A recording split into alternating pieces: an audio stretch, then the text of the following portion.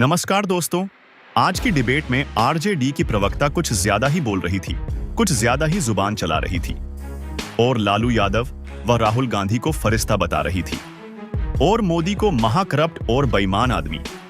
वहां बैठी जनता ने एक एक करके इसकी बैंड बजा डाली। ये महिला जब भी डिबेट में आती है तो कुछ उटपटांग बोल ही देती है, जिसके बाद इसको डिबेट से रोकर ही निकलना पड़ता है, क्योंकि जनता के जुबान पर एक ही बात आती है, वो है नवीन फैल प्रवक्ता। चलिए देखते हैं डिबेट में आगे क्या होता है, और साथ में अच्छी लगे तो लाइक और कमेंट जरूर करना। चैनल पर पहली बार आए हैं तो सब्सक्राइब करना ना भूलें। धन्यवाद। ये टीवी वाले भाई पिक्चर चालू करो बे। प्रेम शुक्ला, ये घुसपैठियों की बात करके और मंदिर की बात करके आप पोलराइज करना चाहते हैं इस चुनाव को दोबारा से विकास के मुद्दे से हटकर। नहीं, मुझे कृपा करके बताइए, मंदिर जाने का कार्यक्रम श्रीमान राहुल गांधी और तेजस्वी यादव का था कि नहीं था, और वहां क्यों नहीं गए? ये जवाब उन्होंने देना चाहिए कि नहीं देना चाहिए? क्यों देना? अरे भाई क्यों नहीं थे? ये आप कौन होती है हमसे पूछने वाली? फिर आप कौन होती है? चारा चोर के लोग कुछ भी पूछेंगे और हम नहीं पूछ सकते।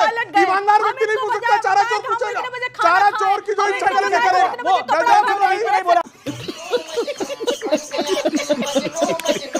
आपको, आप लोगों को हनुमान मंदिर जाना था, आपके नेताओं को हनुमान मंदिर जाना था, वो नहीं। तेजस्वी यादव और राहुल गांधी को किसने प्लान बनाया था? पप्पू यादव ने। मुझे लगा आपने प्लान बनाया था। मैंने प्लान कैसे बनाया होगा? पप्पू यादव इंतजार करते रहे, वो पहुंचे नहीं। इनके टोपी के आप पीछे पड़ गए। आपको टोपी का वोट चाहिए, तिलक का वोट नहीं चाहिए, बीजेपी ये कह रही है। अब बताइए क्या करेंगे? सुन लीजिए। पहली बात कि आरजेडी का हर रोज तेजस्वी जी का, राहुल गांधी जी का एक प्लान बना होता है कि यहाँ से निकलेंगे, यहाँ जाएंगे, और कोई आदमी अलग से प्लान बना के बैठा। कोई आदमी पप्पू यादव। अरे भाई सुन लीजिए। दूसरी बात कि टोपी कहीं एक सुन लीजिए, एक समय था कि प्रधानमंत्री नरेंद्र मोदी जी का हाथ भी नहीं पकड़ते थे नीतीश कुमार जी की गोधरा कांड में मुसलमानों के साथ इन्होंने ऐसा किया है। लेकिन आज वही अब काम कर रहे हैं जो प्रधानमंत्री नरेंद्र मोदी जी करते हैं। टोपी नहीं पहनने का काम, टोपी से पहचान लेते हैं, दाढ़ी से पहचान लेते हैं, कपड़े से पहचान लेते हैं। इसमें दो चीजें, या तो नीतीश कुमार जी अपने होश में नहीं है, अचेत अवस्था में, उनको समझ नहीं आ रहा है कि क्या कर रहे हैं, या तो होश में है अगर तो वो मोदी जी की लाइन ले रहे हैं। बोला तो मेरे पास एक अपडेट है, उस पे वो प्री प्लान था, शेड्यूल था, लेकिन उसके बावजूद नहीं गए। अरे किसी का प्लान रहा होगा, हमारा तो प्लान नहीं था। वो कहाँ जबरदस्ती हमारे प्लान में? तो क्यों कह रही है जेडीयू और बीजेपी, एनडीए क्यों कह रहा है कि जान के नहीं गए, वोट बैंक के चक्कर में नहीं गए? ओके,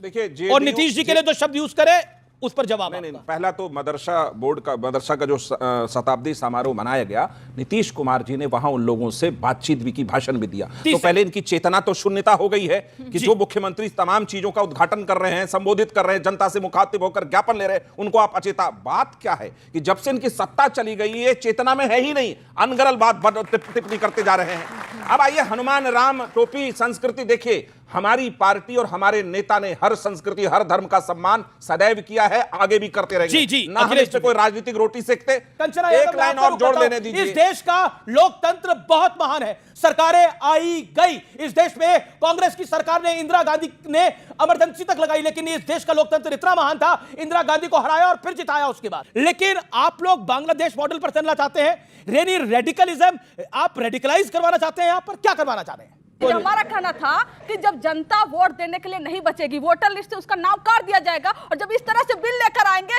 कि चलो सरकार चुन लो, लेकिन हम तो तुम्हें 1 महीने के लिए मुख्यमंत्री तुम जेल में डाल देंगे, फिर तुम्हारी सत्ता छीन लेंगे। किसी भी तरीके से वोट चोरी से लेके इलेक्शन कमीशन से लेके आपको जेल में डालने की जब पूरी तरह से कोशिश हो रही है, तो ये डिक्टेटरशिप तभी ना शेख हसीना जी यहाँ भाग के आई थी और मोदी जी ने शरण दिया था। क्यों दिए? क्यों पाकिस्तान के साथ क्रिकेट खेले? क्यों खेलने के लिए पैसे? क्योंकि आपने जेल वाली बात कही, मैं एक छोटा सा प्रश्न पूछ रहा हूं। जब लालू जी जेल गए थे और जब लालू जी सजा याफ्ता हुए थे, केंद्र में सरकार किसकी थी?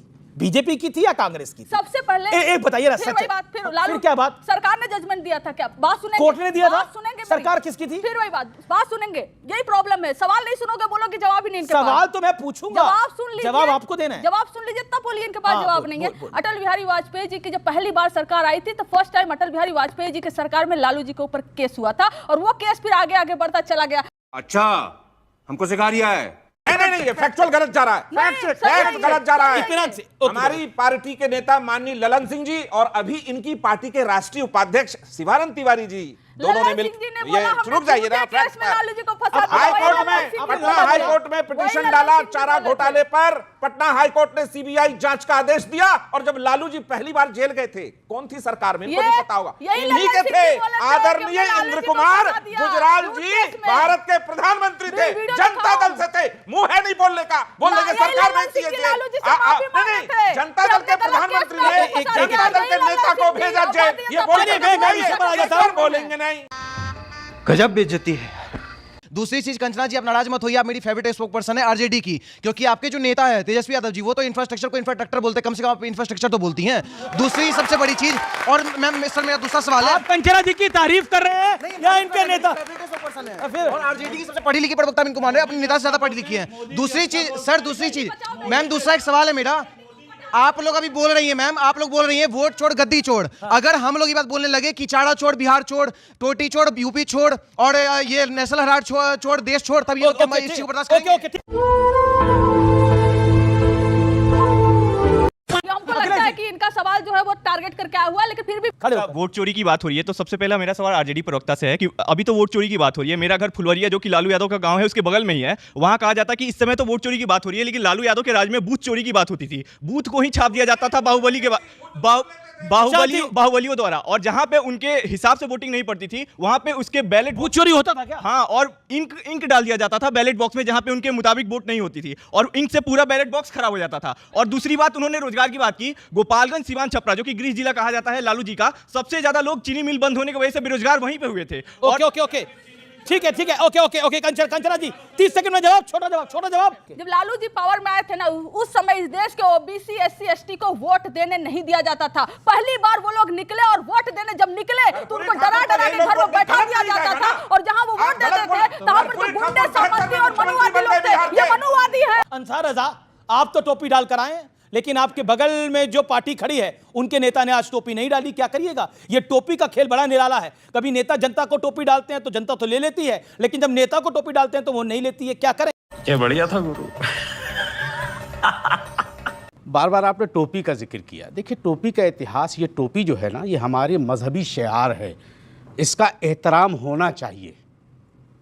जो लोग नहीं करते हैं उनको हम बताएंगे कि टोपी का एहतराम कैसे किया जाता है।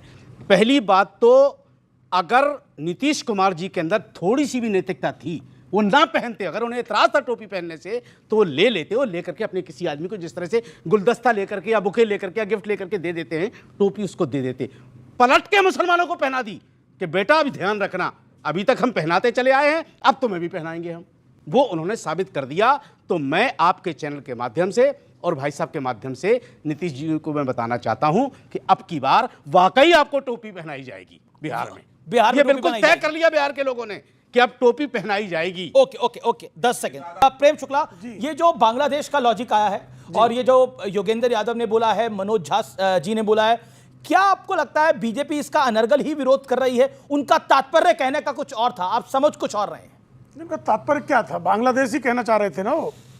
और इस देश को बांग्लादेश बनाने का प्रयास कांग्रेस, राजद, सपा, लपा, चपा कितना भी कर ले, इस भारतवर्ष को बांग्लादेश हम किसी भी कीमत पर नहीं बनने देंगे। ये संकल्प है भारत का। देखिए, उनको हनुमान मंदिर नहीं जाना है, लेकिन मुसलमानों के तलवे चाटने के लिए तत्काल पहुंच जाना है। वोट मिलेगा। ये कौन सा लैंग्वेज है? तलवे चाटना कौन सा लैंग्वेज है इनका? पहली बात क्या गलत है? क्या गलत है? चारा चोर की भाषा है। चारा चोर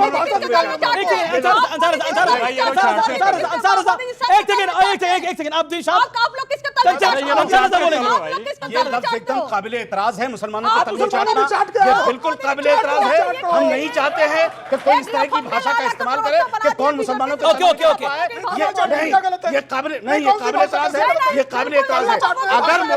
अगर अखिलेश यादव, अगर तेजस्वी यादव और तेजस्वी और राहुल गांधी किसी मुसलमान के यहाँ गए और मंदिर में नहीं गए, तो क्या किसी मुसलमान ने मना किया कि आप मत जाइए? आप मुसलमानों को क्यों बीच में लेकर के आते हैं?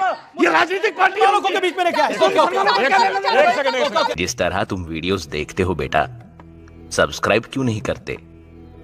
इस बार जरूर करना, बहुत पुण्य मिलेगा।